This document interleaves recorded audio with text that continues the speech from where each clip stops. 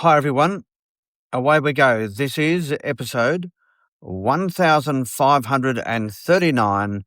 It's Blind Magic in Alice Springs, and I am your presenter and host, Murray Stewart. Before I changed my politics to become a Conservative, I was a Labor man. Yes, I was. I was a very strong Labor man. My belief in Labor came from the era when Labor meant something. It truly meant something. They were the party of the working class under the guidance and leadership and intelligence of people like Paul Keating, Bob Hawke, Bill Kelty, and the like. Tremendous men and leaders, and I was all in on that. I was absolutely all in on that. But when I came to Alice Springs and I was in the Labor Party, even the suggestion that we should support small business operators in Alice Springs copped great criticism. Yeah, I did. I received great criticism from within the ranks as the extreme leftist nature of the Labor Party was beginning to take shape. They literally hated the idea of supporting small business operators in Alice Springs and the Northern Territory. They hated it. And they wanted people like me to be pushed out of the party.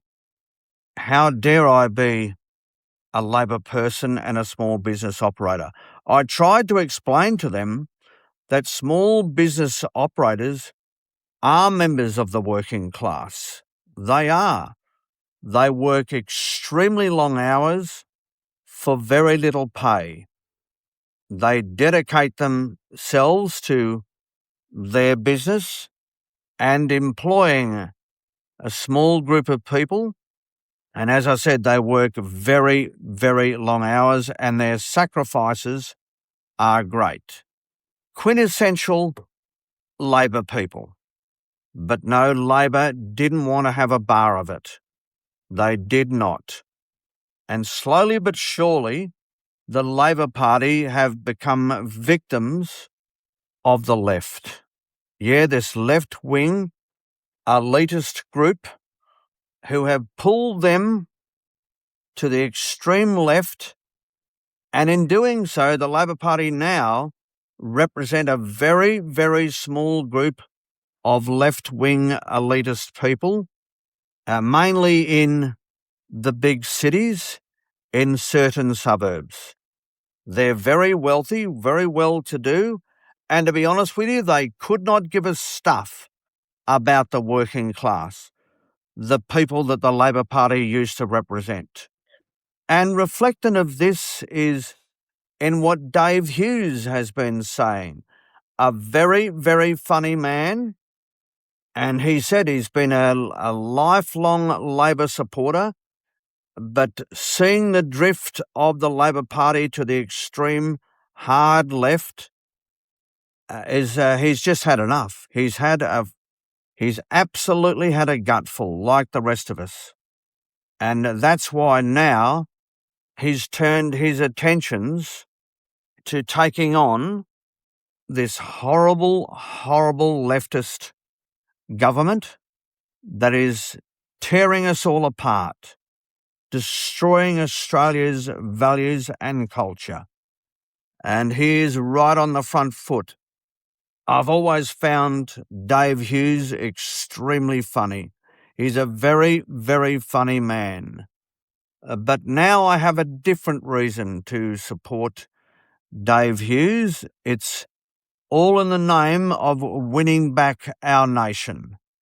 Because Australia is in trouble. We are. We are in big trouble. Because not only has the left marched through all of our institutions, it's now destroying our country.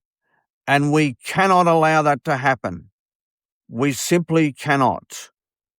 And that is why so many people now are turning to one nation.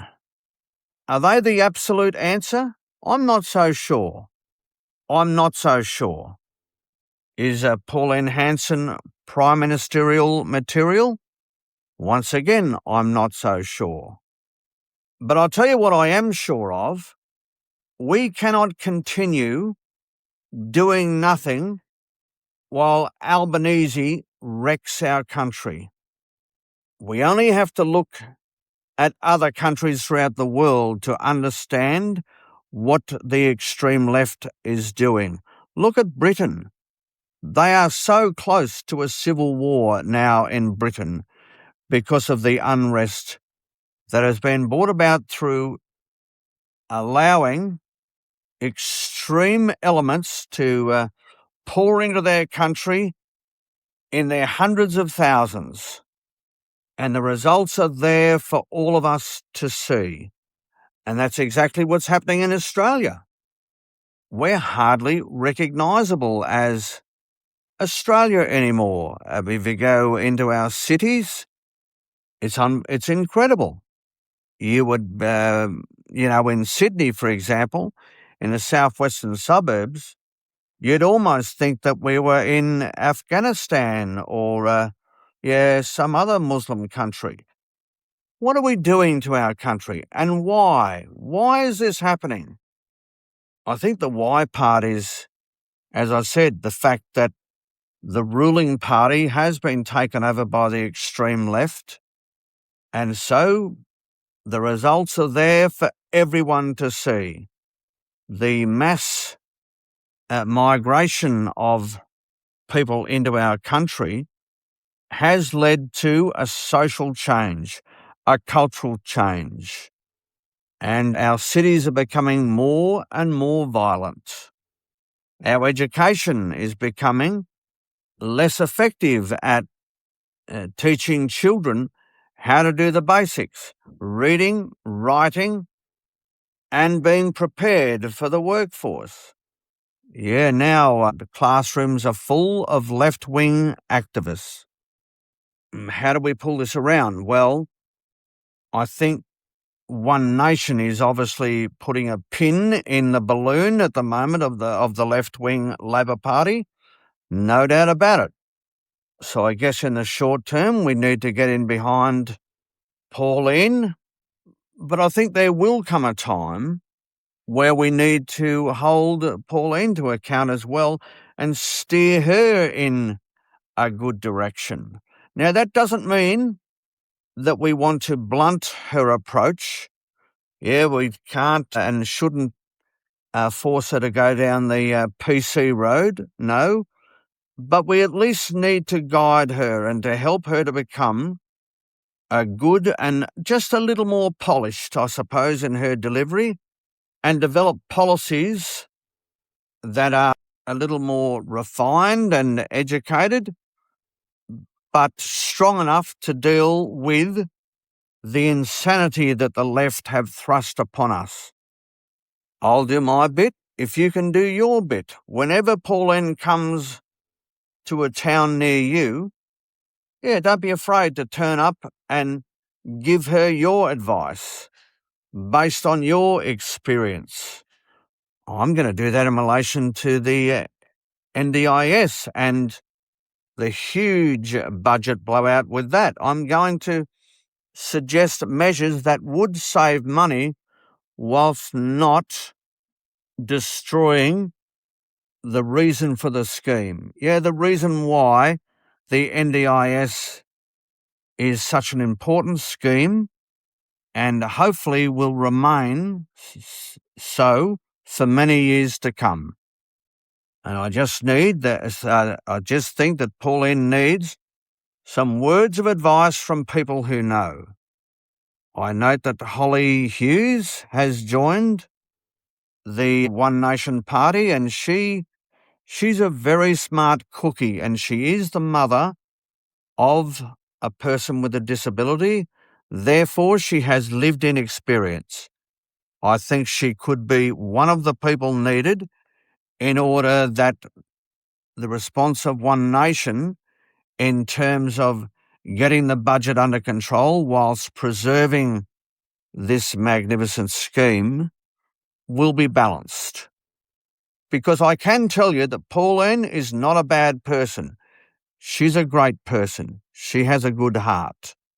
I do remember sitting down with her on one of her visits to Alice Springs, might have been about 3 or 4 years ago now, when she was out at the Heavy Tree Gap Hotel, and we sat and we had a wonderful conversation for about 40 minutes. And you know what impressed me? She was a fantastic listener. She was. And, yeah, she just sat, took in all of the advice that I gave her, and we had a terrific exchange of views.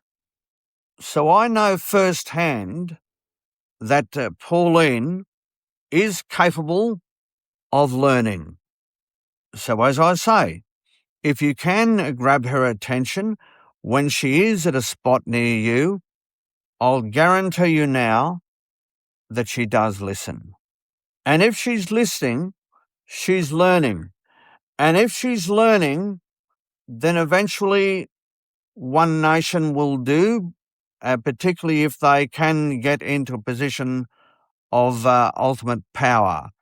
And the way that can happen, of course, is if the Conservative side of politics do what the left have done for many, many years, and that is swap preferences at the next election. If they do that, the way things are heading, Labor will be done. And wow, will that be a great day? That would be a fantastic day. That would be a day when we can say that we can win back this beautiful nation of ours, this magnificent nation of ours, the nation that is so worth saving. We could be, we should be, and we must be the greatest nation on earth. So it all starts today, folks, with you. And thanks, Dave Hughes, for inspiring me to put down this podcast today, because that's who did inspire me. I thought to myself, how brave is that man? How brave, given the fact that the left have hold of his industry. So I just feel so proud of him as an Australian that he would put himself out there and take the risk that he has, all for his nation. So let's do it, folks. Let's do it for our nation. Step out, express our views, and help to make the changes to make Australia strong and magnificent again. Okay, folks, this has been, and it always will be, episode 1539, a Blind Magic Communications production.